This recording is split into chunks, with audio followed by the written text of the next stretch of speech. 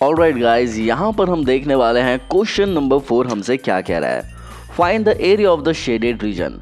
हमें इस डायग्राम में शेडेड रीजन निकालना है और क्वेश्चन में डायग्राम दिया रहेगा तो ज़्यादा सोचने की ज़रूरत नहीं है।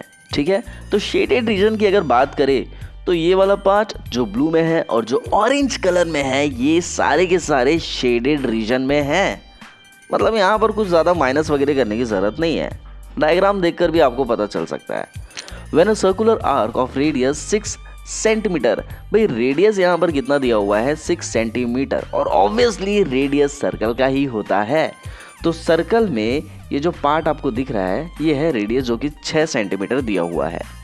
Has been drawn with vertex O। Vertex O मतलब यहाँ पर जो पॉइंट है ना वर्टेक्स ये होगा अपना O। ठीक है, ऑफ एन इक्विलेटरल ट्रायंगल। ठीक है, OAB of side 12 centimetre as a centre.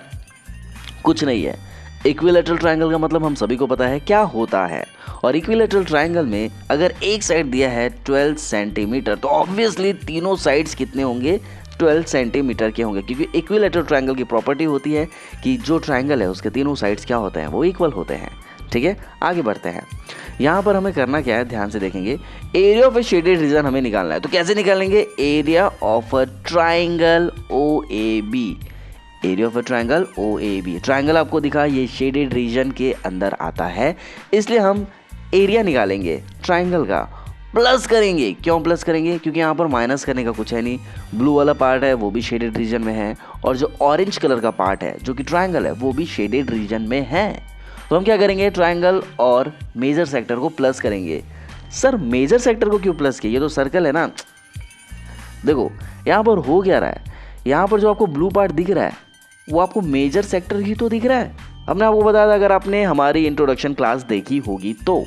ठीक है, अब आगे यहाँ पे सॉल्यूशन कैसे होगा देखते हैं। यहाँ पर सबसे पहले हमें क्या करना है, area of a shaded region निकालना है। Area of a triangle OAB, actual में हमें इसके area of a equilateral triangle लिखना चाहिए, इक्विलेटरल ट्रायंगल लिखना चाहिए।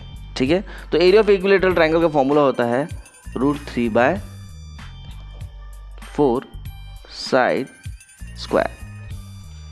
ठीक है, उसके बाद plus area of a major sector, हमने बताया था आपको क्या होता है, 360 degree minus theta upon 360 degree into pi R square.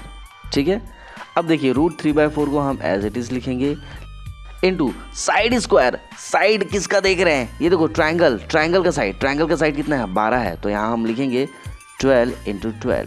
क्यों लिखे 2 बार, वो आपको बहुत अच्छे तरीके से पता होगा क्योंकि साइड का स्क्वायर है, प्लस 360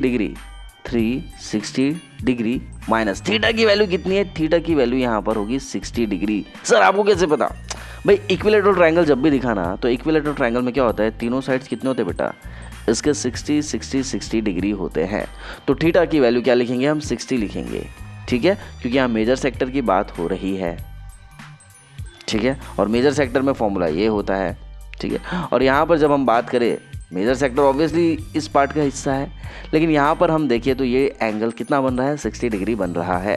ठीक है, अपॉन 360 इंटू पाई की वैल्यू हम रखेंगे 22/7 इंटू R स्क्वायर। रेडियस कितना है 6, तो 6 × 6। ठीक है, अब इसको सॉल्व करेंगे, बहुत ज़्यादा ईजी है। 12 और 4 ये कटेगा आपका, 4 1 = 4, 4 3 = 12। ठीक है, तो यहाँ पर क्या करो, 12 3 = 36, 36 √3 इतना आपका आ गया, प्लस 360 में 60 माइनस करेंगे तो ऑब्वियसली 300 आएगा अपॉन 360 इंटू इस पार्ट को हम एज इट इज अभी लिखते हैं, क्यों बता रहे हैं। ठीक है, अब देखिए 0 से 0 कटा, ऊपर में क्या दिख रहा है 6 दिख रहा है, ये क्या दिख रहा है 36। तो एक काम करते हैं, ये ऊपर नीचे ना कुछ 6 से अपन इसको कैंसिल आउट करते हैं। 6 5 = 30 और 6 6 = 36, 6 1 = 6, 6 1 = 6, तो क्या बचा 22, 6 और 5 बचा, 5 6 = 30 और 30 × 22 जब हम करते हैं तो आपका यहाँ पर आ जाएगा 660। आप करके देखेंगे आपकी यही वैल्यू आएगी। नीचे क्या दिख रहा है आपको, यहाँ पर 7 दिख रहा है, तो हम यहाँ पर लिखेंगे 7 प्लस ये क्या आपका, ये है अपना 36 √3। ठीक है, यही है हमारा आंसर। यूनिट लिखना भूलेंगे नहीं, हम लिखेंगे सेंटीमीटर। क्यों सेंटीमीटर? क्योंकि सारे क्वेश्चन में सेंटीमीटर्स में ही बात की गई है। प्लस हम निकाल रहे क्या है, एरिया निकाल रहे हैं, इसलिए हम यहाँ लिखेंगे स्क्वायर। यही है आपका आंसर। आई होप आपको चीज़ें समझ में आ गई होगी। प्लीज़ इसे लाइक शेयर करना भूलना नहीं है। मिलते हैं अगले वीडियो में। Till then bye.